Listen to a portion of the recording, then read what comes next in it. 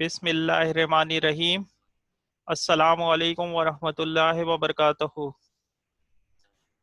آج کی اس ویڈیو میں ہم یہ ڈسکس کرنے جا رہے ہیں کہ اگر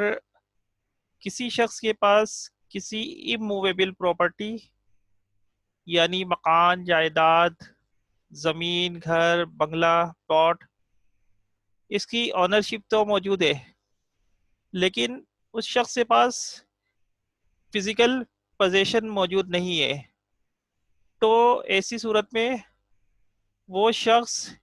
کیا قانونی طریقہ کار اختیار کرے؟ اس طرح کی صورتحال کا اکثر سامنا ہوتا ہے کہ کسی شخص نے عموماً جو لوگ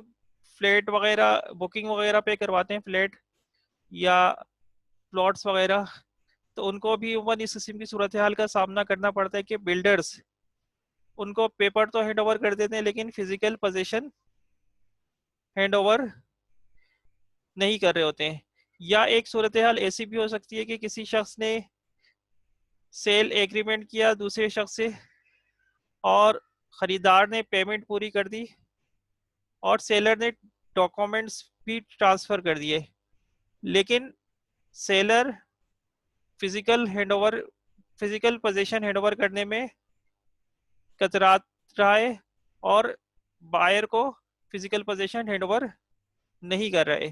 تو ایسی صورت میں کیا کیا جائے؟ ایک اور صورتحال لیگل انٹائٹلمنٹ کی یہ بھی ہو سکتی ہے کہ اگر کسی شخص کا انتقال ہو جائے، اس کے وارثان جو ایک سے زیادہ ہوں، اس کا مکان، اس کے پاس ایک مکان تھا جو کہ اب وارثان اس کے قانونی طور پر وارث ہو گئے، تو چونکہ اس شخص کا ایک مکان ہے اور اگر فار ایگزامپل اس کی تین اولادیں ہیں، تین بیٹے ہیں، تو یہ تینوں بیٹے قانون کے تحت اس مکان کے لیگل ہیئرز ہوئے اور اس کی انٹائٹلمنٹ ان کو چلی گئی۔ اب یہاں پہ ایک صورتحال یہ ہوئی، مکان کی انٹائٹلمنٹ تو لیگل ہیئرز تو تین بیٹے ہیں، لیکن ہم سپوز کر لیتے ہیں یا اس طرح کی صورتحال اکثر دیکھنے میں آتی ہے کہ کوئی ایک یا دو بیٹے اس مکان میں رہ رہے اور تیسرا الگ رہ رہا ہے، چاہے وہ اپنے مکان میں رہ رہا ہو یا کرائے پہ کسی جگہ پہ رہ رہا ہو۔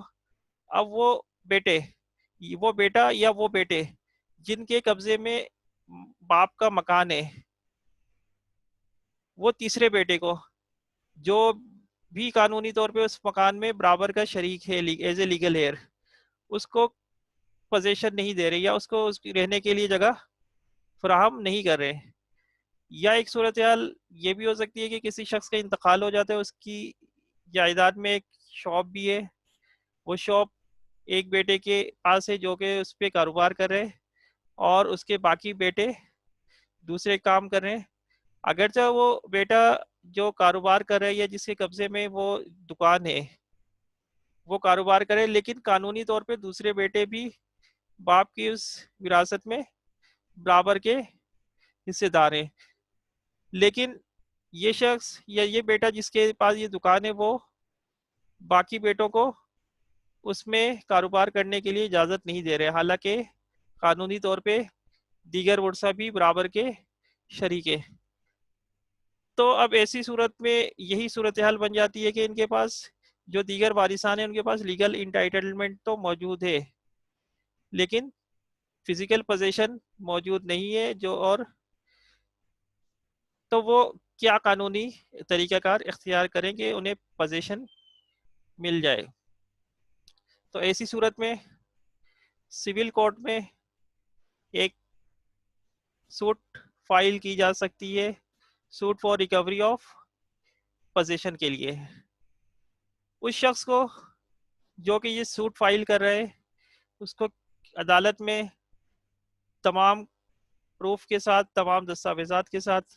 اور تمام ایویڈنس کے ساتھ یہ بات ثابت کرنی ہوگی کہ وہ مذکورہ پراپرٹی میں انٹائٹلڈ ہے، اس کا ٹائٹل شپ اس کے پاس ہے،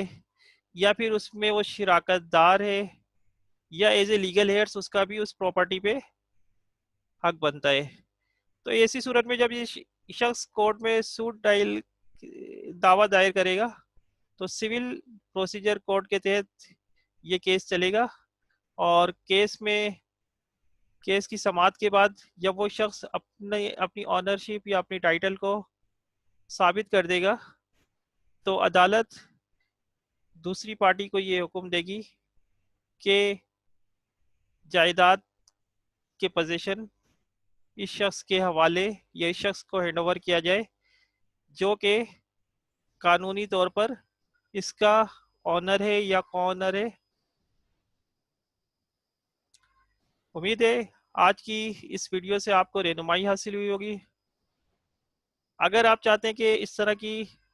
मालूमाती वीडियो से मज़ीद मुस्तफ़ीद होते रहें तो आप इस चैनल को ज़रूर सब्सक्राइब करें और ज़्यादा से ज़्यादा शेयर भी करें ताकि दूसरे लोग भी इससे मुस्तफ़ीद हो सकें। इसके अलावा हमारे इस चैनल का मकसद आपको कानूनी मामलात से आगाही फराहम करना और आपकी हेल्प करना है। अगर आपको किसी भी इस तरह की किसी भी सूरत हाल का सामना है या दीगर किसी भी कानूनी इशू का सामना है तो आप कमेंट्स बॉक्स में अपना मैसेज शेयर कर दें। हमारी टीम कोशिश करेगी कि आपसे रब्ता करके आपके प्रॉब्लम को सॉल्व करने की कोशिश की जाए। अस्सलामु अलैकुम वरहमतुल्लाहि वबरकातुहू।